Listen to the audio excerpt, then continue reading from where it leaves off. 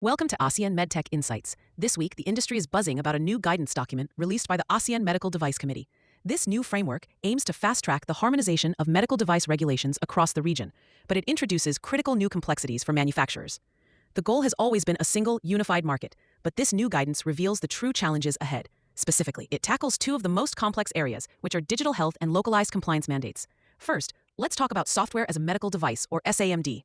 The new guidance proposes a unified risk classification system. For years, a digital health product approved in Singapore might face a different classification and a lengthier review in Malaysia or Thailand. This forced companies to prepare multiple, slightly different submission dossiers, which is both costly and time-consuming. This new framework suggests a common technical dossier, which sounds great in theory. However, the proposal also includes stringent, unified cybersecurity and data privacy standards.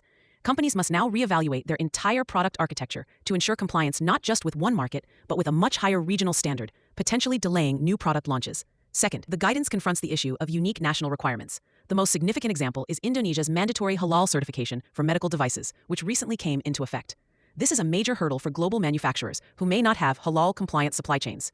The new ASEAN guidance document acknowledges these national requirements. It suggests a pathway where Halal certification data could be included in a harmonized dossier to prevent it from being a separate, final stage barrier.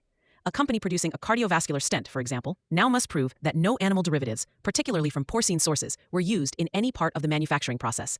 This requires deep supply chain audits and certifications that are completely new to many device makers. Failing to prepare for this can mean a complete blockade from the largest market in ASEAN.